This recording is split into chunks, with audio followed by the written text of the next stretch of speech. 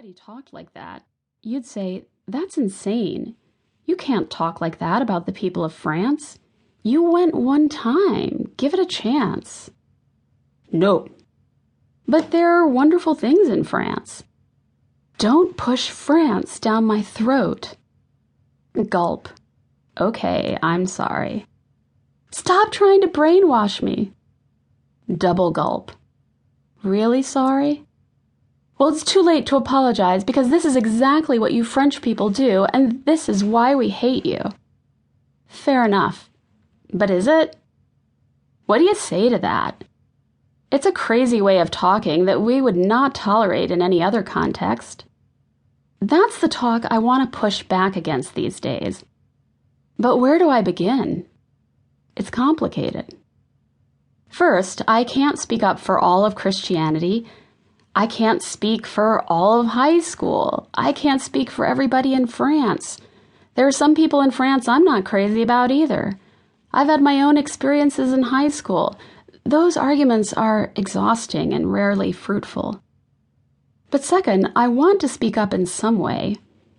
I am tired of saying nothing or apologizing. And I don't think I'm alone. For a long time, open-minded religious people have said nothing or very little. We tune out the ranting about religion. We hope that by saying nothing, people will see that we are not so bad after all. But when you just heard that talk being applied to France, didn't it get your hackles up just a bit? Didn't you want to defend those folks? I find that I'm more comfortable getting mad about the people of France because I am not one of them. I don't have a vested interest in you liking France. I just know you shouldn't stereotype a whole group of people like that. My friend from New York City vividly describes the aftermath of 9/11 in her borough of Queens, which is, according to the Guinness Book of World Records, the most ethnically diverse place on the planet.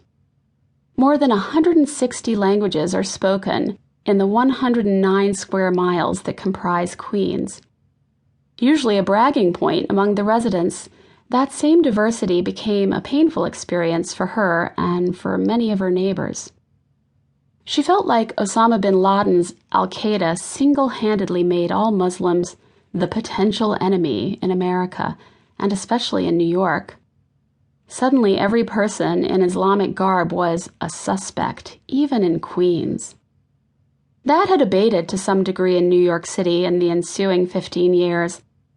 But then the 2016 presidential race triggered a new spate of hateful anti-Muslim behavior in an election season when Donald Trump advocated the banning of all Muslims from America until we can sort things out. My New York friend, a practicing Christian and a liberal Democrat, started feeling the need to apologize to the Muslims she encountered, friends, neighbors, and even strangers, for the behavior of Christians who were supporting candidates like Trump. It occurred to me that she isn't the only one compelled to apologize. How many times have you seen a Muslim man or woman on TV standing behind a podium at a news conference following some atrocity like the massacre in San Bernardino? "We're not like them," the Muslims would say of the shooters. "Islam is a peaceful religion. Our imams condemn violence." Really, those people are members of a group that thinks it's Muslim or claims it, but they're not one of us.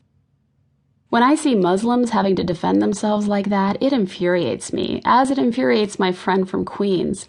They shouldn't have to state their case over and against the crazies. They shouldn't have to deal with those stereotypes. So why do I tolerate the stereotyping of my own people and my own community of faith? And when did I start apologizing for a church I don't belong to? I think it grew from a spirit of wanting to make room for many paths and wanting to live that out. It grew from good values that came to me from being a part of a religious community that followed Jesus, who welcomed the outsiders. But somewhere along the path of life in religious community, I got confused about what to say to other people. And I don't think I'm alone. I stopped speaking honestly about what was dear to me, started apologizing, and sometimes just got stuck in silence. When I look back